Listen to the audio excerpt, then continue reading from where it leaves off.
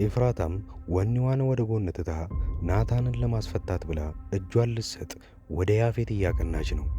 ሐረግ ድራማ በክፍል 48 የሚፈጠሩ አንዳንድ ትዕይንቶችን በዚህ ቪዲዮ አብረን የምናይ ይሆናል። ለዚህ ቻናል አዲስ ከሆናችሁ ሰብስክራይብ በማድረግ ክፍል 48 ልክ እንደተለቀቀ ኮሚኒቲ ፖስት ላይ ወዲያው ስለምለቀው ሰከንድ ሳይባክን የሚደርሳችሁ ይሆናል። በዚሁ አጋጣሚ ናታን ብዙዎቻችሁን እንዳናደድ አይተናል። ለምን ወንድ አይሆንም? እስከ መች ድረስ ነው እንደዚህ የሚቀጥለው? ኤፍራታ በልጠዋለች የሚሉ ብዙ አይነት አስተያየቶችን ባለፈው ክፍል ላይ ሰጥታችኋል። ያፌት ኤፍራታን ሳያፈቅራት አይቀርም። እንዲህ የተባለበት ምክንያት አለኝ። የመጀመሪያው የሆነው ናታንን ለብቻው አግኝቶት ሲያወራው ኤፍራታ እኮ ብዙ ነገር ብላለች እንደማትወድህና አሁን ክብሯን ስላጣች አንተ ጋር መሆን እንደማትችል ነግረዋለች። አንተም ደግሞ ለእኔ እንዳልከኝ ፍቅሯ ወጥቶልኛል ብለኸኝ ነበር ብሏል። ናታን አሁን ካሸለበበት ሲነሳ የሚያስታውሰው ነገር አይኖርም። ኤፍራታን፣ ቤዛን፣ ሚስቱ ማን እንደሆነች ራሱ ስሙ ራሱ ናታን እንደሆነ ያፌትንም ስለምንም ጉዳይ እንዳለው እንኳን አያስታውስም። በዚህ ሁኔታ ላይ ያፌት የሚፈልገው ልውውጦሽም ብቻ ነው። ልውውጦሹም የሆነው ኤፍራታ ወደ እሱ እንድትመጣና ናታንን መልቀቅ ብቻ ነው የሚፈልገው። ናታን እሱ ጋር እንዳለ የሚነቃ ከሆነ ችግር ስለሚያጋጥመው ልክ ኤፍራታ ወደ እሱ እንደመጣች ናታንን ሌላ ቦታ ራሱን እንዲነቃ አድርጎ ያነሰዋል። ከዛ በኋላ የሚያስታውሰው ነገር አይኖርም። በዚህ ጉዳይ ላይ ኤፍራታ እሱ ጋር ስላለች አሁን ላይ የእሱ በቀሉን ነው የሚፈልገው። ኤፍራታ ወኔዋን ወዶታል ያፌት።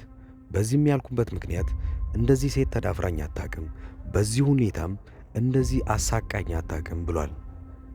እና ታዲያ ይህንን ሁላ ሲያስታውስ ያፌት በሳቅና በፈገግታ እየተሞላ ነበረ። ምክንያቱም የነበረው ወኔዋን በጣም ስለወደደው ነበረ። ከዛ በኋላ ግን ከናታን ጋርና ከኤፍራታ ጋር ያለውን መሃል ላይ እያራራቀባቸው ነበረ። ኤፍራታ ቀድሞውኑ ነገሮችን አርቃ ስላሰበች እዚህ ጋር ጉልበት መጫወቷን ማይጠቅማት እንደሆነ አውቃለች። በዚህ ሰዓት ታዲያ ያደረገችው ምን ነበረ? ጽዮንን ወደ ሱቅ እንድትሄድ ከላከቻት በኋላ የተባለችው ቦታ ላይ ወደዛ እየገሰገሰች ነበረ። እዛም እንደደረሰች የሚፈጠረውን አብረን በቀጣዩ ክፍል የምናየው ይሆናል። እንዳልኳችሁ አሁንም ድረስ አዳዲሶች ካላችሁ ይህንን ቻናል ሰብስክራይብ በማድረግ ኮሚኒቲ ፖስት ላይ ወዲያው እንደተለቀቀ እናንተ ጋር የሚደርስ ይሆናል። አንድ ተስፋ ሰጪ ነገር ልንገራችሁ። ከነናታን ቤተሰብ አንድ ሰው ጠፋ ማለት ወይንም ያለ ምክንያት ተሰለበ ማለት ዋና ተጠርጣሪ የሚሆነው ያፌት ነው። ይህን ያልኩበት ምክንያት ያፌት ብዙዎቹ ማንነቱን ትክክለኛውን አውቀውበታል። እነ ጽዮን፣ በዚህ በኩል ደግሞ ገነት ማን እንደሆነ እንኳን ባታቅም ፊቱን አሁን ላይ ሊጠረጠር የሚችለው ማን እንደሆነ ታውቋል። በሌላ በኩል ራሷ ገነት ራሱ ሉሊትን ጠርጥራ እሷን ዋናውኑ ሰውዬ ወደዛ ልትወስደው ትችላለች። ይህን ያልኩበት ምክንያት ናታን እዛ ታግቶ ብዙ የሚቆይ አይሆንም፣ ወዲያውኑ ነው የሚለቀቀው። ምክንያቱም ያፌትን ዋና ተጠርጣሪ አድርገው ስለሚይዙት። በዚህ ጉዳይ ላይ ብዙም የማይፈጀው ነገር ምንድን ነው? ያፌት የሚፈልገው ከናታን ችግር የለበትም፣ በዛው ልክም ቤዛም እዛ ቤት ውስጥ አሁን ላይ ገለልተኛ ነች። የዚህም ጉዳይ የነበረው መተት አሰርታ እንደነበረና የሴጣን ሥራ እንዴት በዚህ ልክ ልትሰሪ ትችያለሽ ተብላ ራሷ አግለዋታል። ያንን እንኳን ማርከሻ መድኃኒት አይኖራትም። ያንን ያሰራው ጠንቋይ ተብዬው ይህንን ሳይሰራ ምንም ሳይነግራቸው መረጃው ሳይኖራቸው ራሱ ሞቶ ተገኝቷል። አሁን ላይ ቤዛ ብቻዋን ቀርታለች። በዚህ ጉዳይ ላይ ገነትም ከዛ ቤት ልትወጣ ነው። ብዙ ጊዜ መፍተጅ አይሆንም። ገነት እዛ ቤት ውስጥ የምትሰራው በሰራተኝነት ቢሆንም የማስወጣት መብት አላት ቤዛ ታዲያ ገነት ዋናውን ሚስጥር ስለምታቅባት እነ ናታን ወደዛ ቤት ሳይመለሱ ገነትን የምታባራት ይሆናል። ይሄ ድራማ ወደ መጨረሻው አካባቢ እየደረሰ ነው ወይንስ አሁን ላይ ገና እየጀመረ ነው? ይህን ለእናንተ ጥያቄ ትቻለሁኝ። ኤፍራታና የኤፍራታ ቤተሰቦች ለምን ይመስላችኋል በዚህ ቀላሉ ሊጉዳቸው እንደሚችል የሚያስረዳቸው? የመጀመሪያው መከላከል የማይችሉት እርስ በርሳቸው ሰላም ስላልሆኑ ነው። የነናታን ቤተሰብ ሙሉ ለሙሉ ሰላም ቢፈጥሩ ለብቻቸው አንድ ላይ ያፌት ለብቻው የሚሆን ይሆናል። ያፌት ለብቻው ደግሞ እነሱን መነጠል አይችልም። የያፌት ዋነኛ ምክንያት የነበረው ገና ሲጀምር እነሱን መበታተን ነበረ። የኋላ ጉዳዩ ምን እንደሆነ ባይታወቅም ከአባቱ ጋር የተገናኘ ነገር ነው። ታዲያ እነሱን እርስ በርስ እያጣላቸው እሱ በቀሉን በዛ መልኩ ሊያደርገው ይችላል። ያፌት ግን ከዛም አልፎ አሁን ላይ ከዛ ቤተሰብ ውስጥ አንድ ሰው አፍቅሯል። በዚህ ጉዳይ ላይ ታዲያ እስከ መጨረሻው መሄድ የሚችለው ያን የሚፈልገውን ነገር ሲያገኝ ብቻ ነው። የተፈቀረችዋ ልጅ ማናት? ቤዛ ወይንስ ኤፍራታ? በቀጣዩ ክፍል አጀማመሩን የምናየው ይሆናል። ናታንስ እስከ መች ድረስ ነው በዚህ መልኩ ሊቀጥል የሚችለው? ለምን እንደ ወንድ አይሆንም? ለምን በዚሁ መልኩ እንዴት ይቀጥላል? መች ነው የሚነቃው? እንደ ጅል ሆኖ እየሄደ ነው። ብዙዎቻችሁ እንደውም እየጠላችሁት ነው። ከአንዳንድ ሰዎች የተሰጠ መልእክት አለ። ገና ከጅምሩ ያፌትን የሚያደንቁትና የሚወዱት ሰዎች አሉ።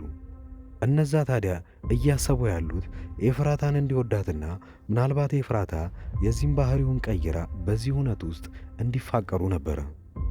ይሄ ብዙዎቻችሁን የሚያጋጩ ጉዳይ ሲሆን፣ ነገር ግን በጣም ብዙዎቹም የሚደግፉት አሉ።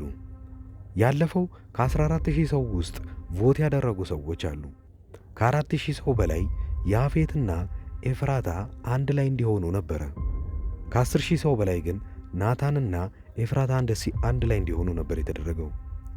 ይሄ ቮት ታዲያ በመቶ ሺዎች ሲቆጠር ምን ያህል ሰዎች ያፌትን እንደሚደግፉት እናያለን። እናንተስ ድራማው በምን መልኩ ቢሄድ ነው አሪፍ የሚሆነው ብላችሁ ታስባላችሁ? ወደ ድራማው አንድ አዲስ ሰው የሚገባ አለ፣ ታዋቂ ሰው። እሱም በቅርቡ በተከታታይ በሚመጡት ክፍሎች ውስጥ የሚቀላቀል ይሆናል።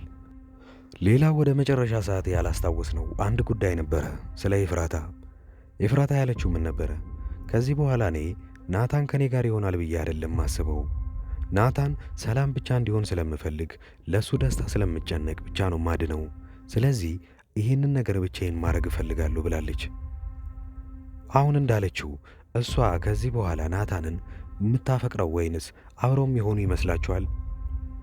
ናታን በዛ መልኩ ባያስብም አሁን ላይ ድጋሚ ሪሴት ሊሆን ነው። ሪሴት ሊሆን ነው ማለት ሙሉ ለሙሉ ፋይሎቹን እንዳለ ይረሳል። ከጀርባ ያሳለፋቸውን ታሪኮች እና ቤዛም ሚስቱ እንደሆነች፣ ምን እያሳለፈ እንደነበረ፣ ጓደኛው ማን እንደሆነ ይሄን ሁላ ማስታወስ አይችልም። ይሄ ነገር መጥፎ ነው ወይንስ ጥሩ? ይሄ ነገር ጥሩ ነው። ምክንያቱም የሆነው ከቤዛ ጋር ያለውን ነገር ይረሳዋል። እንደሚወዳት መስተፋቅር የሚባል ነገር አይሰራም። ያም ነገር እንዳለ ይደንለታል። ምናልባት ኤፍራታን ከዜሮ ተነስቶ ድጋሚ ሊወዳት ይችላል። ያም የፍቅርን ምን ያህል ጥግ መሄድ እንደሚችል እናያለን። ሐረግ ድራማ ቀጣዩን ክፍል ወዲያውኑ እንደተለቀቀ ኮሚኒቲ ፖስት ላይ ስለምታገኙት ላይክና ሰብስክራይብ በማድረግ ብቻ የደውል ምልክቷን ከተጫናችሁ ሰከንድ ሳይባክን የሚደርሳችሁ ይሆናል። በዚህ መልኩ ትረካ ማቀርብላችሁ እኔ ዙበይር እባላለሁ።